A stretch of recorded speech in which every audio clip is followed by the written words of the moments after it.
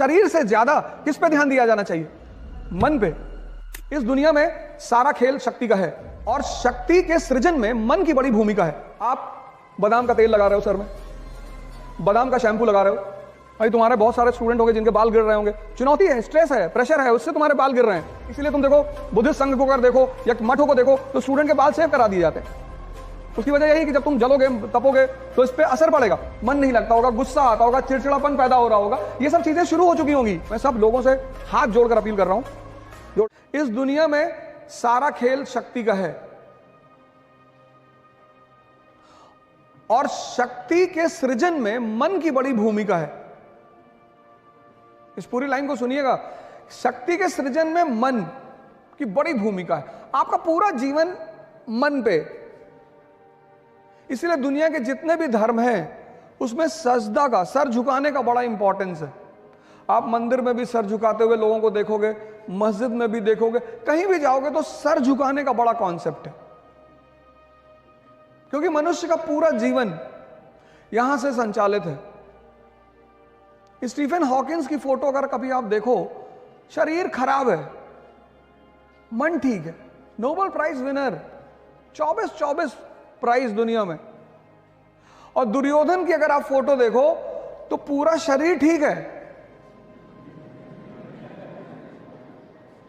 दिमाग खराब है। मैंने कहा ना, आपने देखना बंद कर दिया। आप बादाम का तेल लगा रहे हो सर में, बादाम का शैम्पू लगा रहे हो, बादाम का साबुन लगा रहे हो और खा रहे हो गुटखा।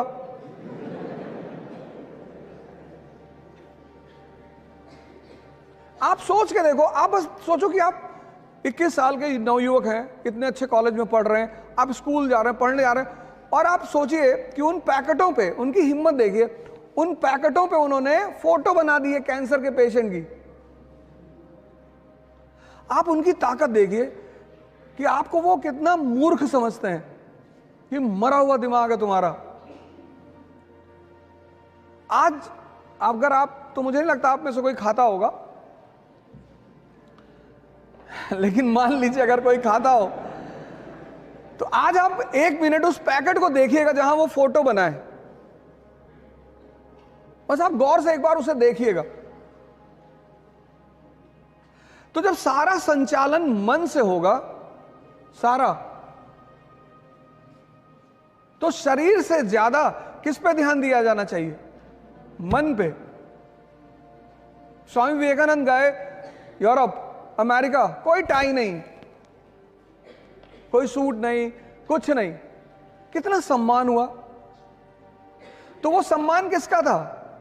ज्ञान का। आज डॉक्टर अंबेडकर भगवान के समान इस देश में हैं, वो सम्मान किसका है? उनके ज्ञान का। किसने उन्हें इतना ताकतवर बनाया? ज्ञान ने। कभी आपको मौका लगे, आप डॉक्टर अंबेडकर की एक किताब जरूर पढ़ना, कंपलसरी पढ़ना। मतलब 2 किताबें तो आपको पढ़नी चाहिए। एक एपीजे कलाम की इग्नाइटेड माइंड्स पढ़नी ही चाहिए आपको। आपको पता चलेगा कि यूथ को क्या क्या कर, उसमें 13 चैप्टर हैं, और वो 13 चैप्टर नहीं है, वो 13 नियम है। जैसे पहला चैप्टर में उन्होंने ड्रीम पे चर्चा की है, सपने पे, कि हर व्यक्ति को सपना देखना चाहिए।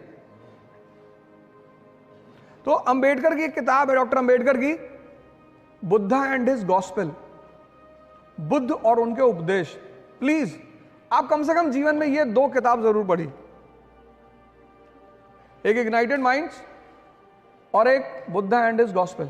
और इन दोनों किताबों का जो एसेंस है, सार, वो यही है कि व्यक्ति को सबसे ज्यादा काम अपने मन पे करना चाहिए।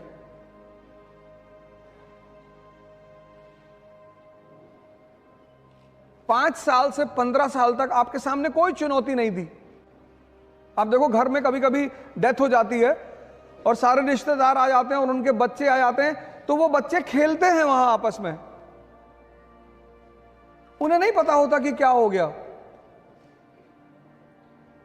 मतलब किसी की डेड बॉडी घर में पड़ी और बच्चे खेल रहे हैं। 15 साल के बाद आपके जीवन में, हमारे जीवन में एक चीज शुरू होती है, उस चीज का नाम है चुनौती, चैलेंज।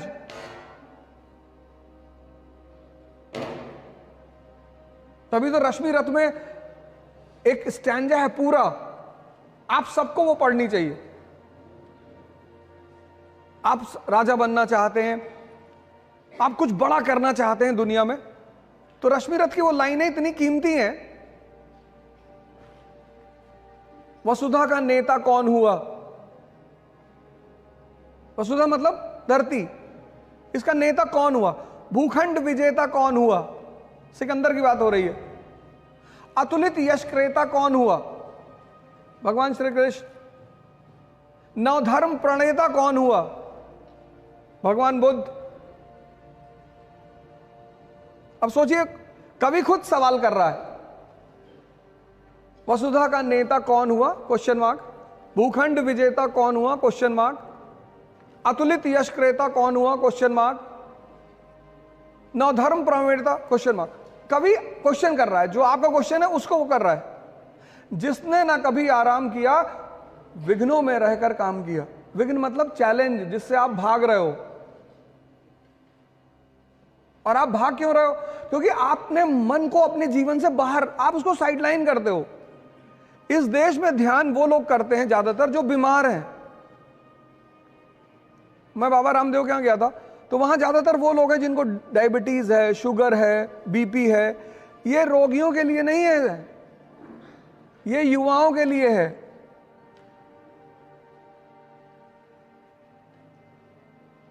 जिसने ना कभी आराम किया, विघ्नों में रहकर काम किया। अब आपके जीवन में चुनौतियां आ रही हैं, आप गौर से देखो। 50% लोग जो यहां खड़े हैं मिडिल क्लास के होंगे।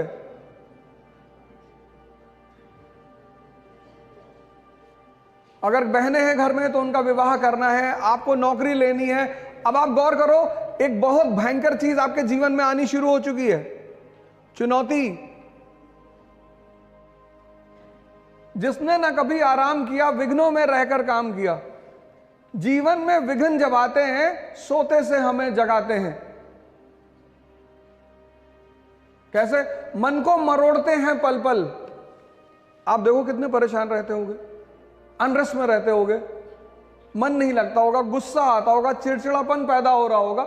ये सब चीजें शुरू हो चुकी होंगी। अगर आप अपने जीवन को इंट्रोस्पेक्ट अभी करो, ये वही दौर है आपका, सब इससे गुजरते हैं। मन को मरोड़ते हैं पल पल। आप सोचो, जब आप 4-5 लोग रहते हो तो आप रिलैक्स रहते हो। जैसे आप अकेले होते होगे, आपको बेचैनी शुरू हो जाती होगी। ये चीज इस यहां जितने लोग खड़े उसमें से 80% को होता होगा, गारंटी। आपको बेचैनी, आप चाहते हो कि बाहर निकल जाए, अकेले ना रहें, नींद रात में नहीं आएगी। तो आप कहोगे कि रात भर मैं पढ़ता हूं। जब पलटते पलटते थक जाते होगे तब सुबह नींद आती होगी।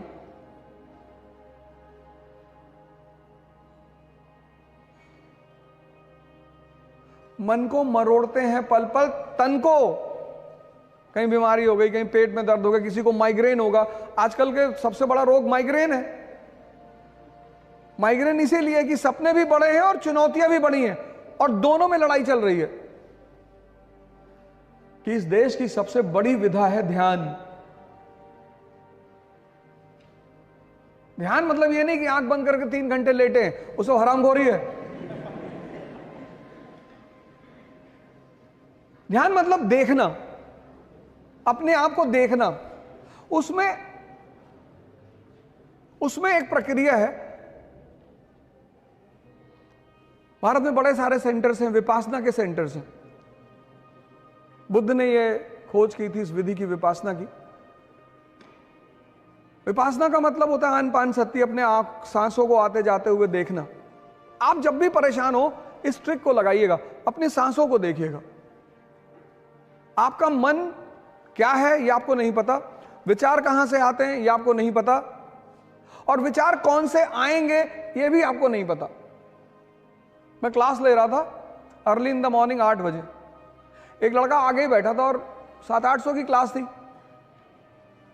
तो कुछ देर बाद वो बाहर निकला, फिर आ गया।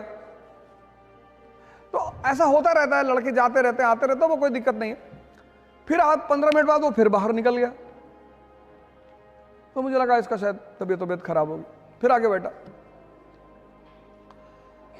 फिर तीसरी बार जब वो उठा तो मैंने उसे रोका, मैंने कहा क्या हो रहा है? कह रहा सर मुझे बार बार लग रहा है कि भूकंप आ रहा है। ये तुम्हारा मन ही तो है, विचार फेंक देता। तुम बैठे हो और विचार कब फेंकेगा? जब पढ़ने बैठोगे तब।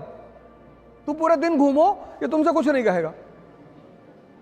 जैसे तुमने किताब खोली, एक विचार फेंक देगा, सीतापुर वाली बुआ पापा से मकान में हिस्सा मांग रही।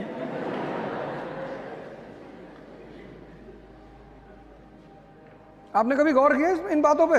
नहीं किया होगा। ये ध्यान है उस विचार को देखना कि मांगने दो हिस्सा।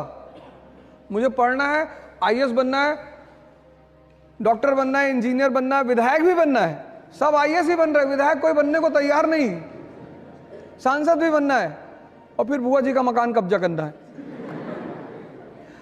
वही जो तुम्हें विचार दे रहा है उसको तुम पलट कर क्यों नहीं दे रहे हो वापस?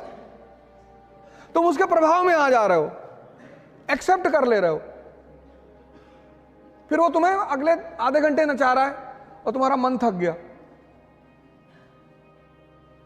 मैं सब लोगों से हाथ जोड़कर अपील कर रहा हूं, जोड़ लिया, कि आप सभी लोग ध्यान से जुड़ें। आप सारे लोग ध्यान और योग की शुरुआत करिए।